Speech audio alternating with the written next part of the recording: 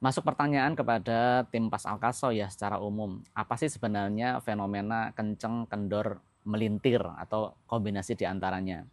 Nah, Bapak sekalian yang dirahmati Allah, untuk memahami hal tersebut kita bukan kemudian menanyakan kendornya seberapa kendor ya, pakai mungkin ukuran senti ataupun pakai ukuran apa gitu. Kencangnya seberapa kencang, apakah berapa PSI kalau kalau kita ngomong tekanan kencang dalam roda gitu, tidak seperti itu. Tapi kita memahami fenomena-fenomena yang terjadi di dalam tubuh kita. Dan sebenarnya ini juga dilakukan oleh metode-metode pengobatan yang lain. Misalnya kalau kita lihat ya di dunia pengobatan TCM, di dunia pengobatan TCM di traditional medicine. Nah ini di sini saya ada datanya ya bahwa di dalam TCM itu kenal ada istilahnya dingin gitu. Nah, ini penyakit penyakit dingin. Kan pertanyaannya bukan berapa derajat Celcius tubuhnya itu dingin. Nah, bukan seperti itu. Terus dalam TCM itu ada lembab. Nah, ini orangnya lembab. Nah, kita nyari alat pengukur kelembaban di dalam tubuh. Ya, kita tidak akan pernah sampai pada kesimpulan tersebut. Atau misalnya, oh ini orangnya tipe kering gitu. Seberapa kering gitu, pakai alat. Nah, ini pendekatan yang harus dipahami dulu bahwa ketika kita masuk ke pengobatan tradisional, ya kita menggunakan pendekatan-pendekatan non alat gitu, non alat. Nah, bisa dibayangkan ya di zaman dulu misal di dunia TCM ada orang bisa mengatakan mengkategorikan ini tubuh adalah lembab gitu. Kan di waktu itu belum ada alat pengetes kelembaban yang sekarang kita tahu gitu. Nah, kita mengatakan orang ini misalnya dingin. Ya, dingin kan belum ada kayak termometer seperti zaman sekarang. Nah, tapi yang sebenarnya apa yang dilakukan? Nah, itu yang sebenarnya juga ada di Pas Al-Kasau, yaitu kita membicarakan istilahnya tipologi. Nah, tipologi ini adalah pengelompok-pengelompokan ya tentang fenomena-fenomena yang kita bisa lihat di dalam tubuh, kemudian kita mengkategorisasikan kepada sesuatu gitu. Nah, inilah yang kita istilahkan dengan tipologi. Ya kayak tadi misalnya kalau di pengobatan TCM itu ada tipologi ya. Nah, ini orangnya ini lagi terserang dingin ini. Oh, ini orangnya lembab dingin. Orang ini adalah kering misalnya. Ini orangnya kering misalnya. Nah, itu tidak kemungkinan oh kulitnya kering, dia nggak seperti itu juga. Nah sama ketika kita ngomong di Pas Al-Kasau, seseorang misal dikatakan oh Anda tuh kendor itu. Nah kendor itu bagaimana cara mendefinisikan seseorang itu penyakitnya misalnya masalahnya dari masalah kendor. Nah, pada waktu Bapak Ibu mengikuti kelas basic ya, pas Al-Kasau basic, Bapak Ibu diajarkan misalnya ketika selonjor ya, kemudian kita lihat kakinya lebih jatuh atau lebih ini kalau ini telapak kaki seorang telonjor ya, ini bagian telapak kaki bawahnya kan.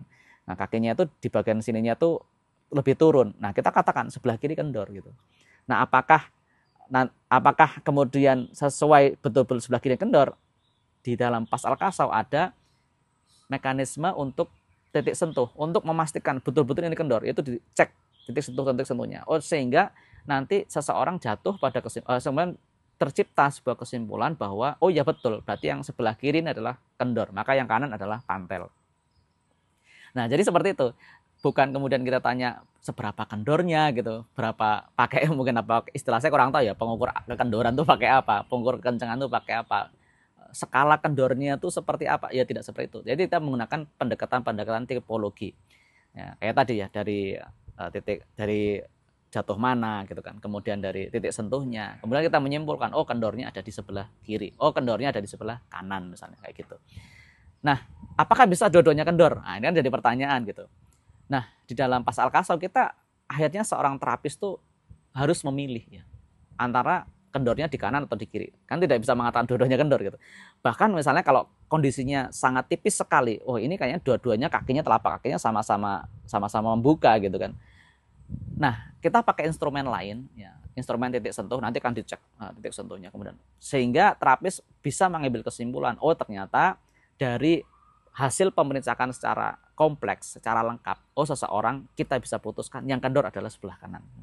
Kita harus memutuskan mana yang kendor, mana yang pantel itu harus diputuskan.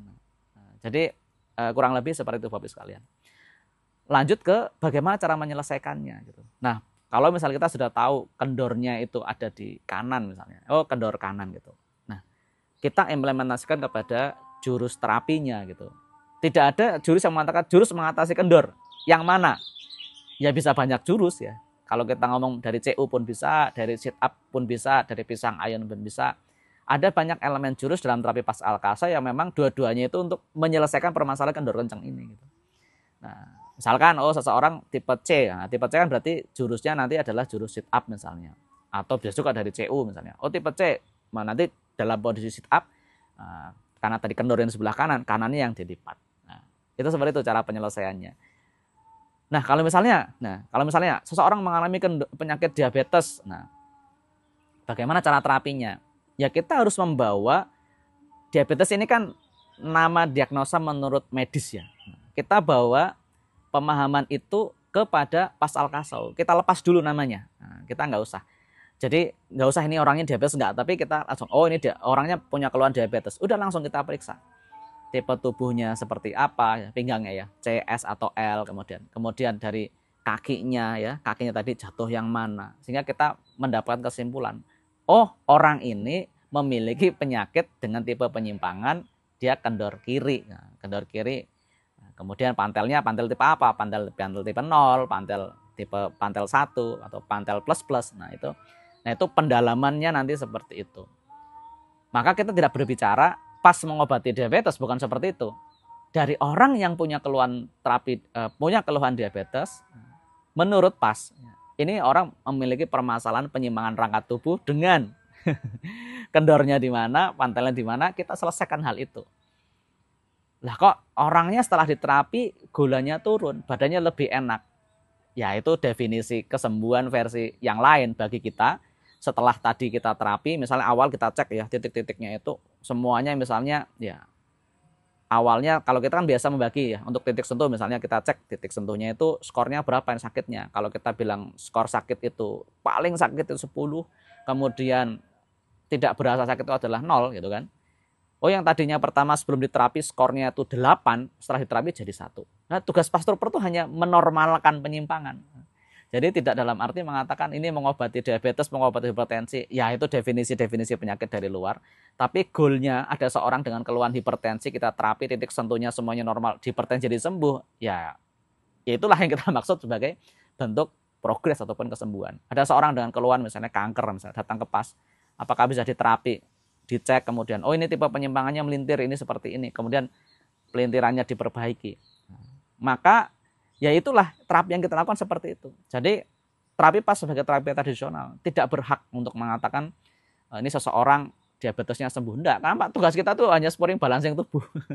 Hanya menormalkan penyimpangan dalam tubuh. Sampai Ustaz tadi sampai mengatakan tuh sporing balancing karena beliau kan beliau orang insinyur ya. Jadi basic ilmu Pas ini kan basicnya tuh insinyur. Jadi mekanik ya. Jadi beliau mengatakan ya tugas kita tuh kalau kayak mobil itu kok disetir kok sering miring terus gitu kan. Berarti ada penyimpangan kan di area kendali mobilnya itu kan. Jadi sudah di sporing balancing sudah lurus lagi ya sehat, mobilnya normal gitu. Nah terapi Pas seperti itu teman-teman. Jadi kembali ke pertanyaan awal, bagaimana kita tahu ada kenceng, kendor, melintir dan kombinasi? Ya kita lakukan pemeriksaan, wawancara. Kita ada 9 tahap kan untuk pemeriksaan itu. Bagaimana cara menormalkannya? Dari data penyimpangan yang kita dapat, kemudian kita netralisir dengan berbagai jurus yang kita sudah pelajari di pelatihan Pas Al-Kasau Basic. Bisa dengan 1 jurus, bisa dengan 2 jurus, bisa dengan 3 jurus. Ya. Ataupun misalnya hari ini 1 jurus, nunggu progres ke depan pakai 2 jurus. Nah, ataupun misalnya ya sudah 1 jurus tapi kemudian dibuat rutin pagi sore. Nah, alhamdulillah sudah sembuh, ya sudah cukup gitu. Semoga menjawab ya teman-teman semua untuk apa itu kenceng, apa itu kendor, apa itu melintir, dan bagaimana cara mengetahuinya. Dan fenomena ini tidak perlu kita pakai X-ray ya, tidak perlu. Ya, kita sudah punya metode untuk mengukur kenceng, kendor, melintir itu sesuai dengan kaidah Pas Al-Kasau itu sendiri. Ke depan mungkin misalnya ada ahli yang membuat kayak penelitian akupuntur ya. Penelitian akupuntur kan baru terakhir orang kemudian akhirnya mau mengakui dan betul-betul mendapat bukti bahwa jalur meridian itu benar ya, dengan dikasih cairan seperti dari cairan nuklir, saya kurang tahu ya, itu ada di Cina risetnya. Kemudian ternyata ada perjalanan sesuai dengan jalur meridian. Ya itu kan sudah sekian ribu tahun berjalan dan baru terungkap. Sama dengan Pas Al-Kasau, meyakini pelintiran, kendor, kencang, melintir, alur ototnya seperti apa, alur pergerakan rangka seperti apa. Ya saat ini mungkin belum bisa divisualisasikan karena apa? Ya kami belum memiliki tim ahli di situ. Nah, tapi sebenarnya bisa langsung dirasakan dan fenomenanya betul-betul bisa langsung ditemukan dalam tubuh kita. Demikian yang bisa saya sampaikan, nanti bisa ketemu di video yang akan datang. Saya Anjrah Airusanto. Terima kasih. Assalamualaikum warahmatullahi wabarakatuh.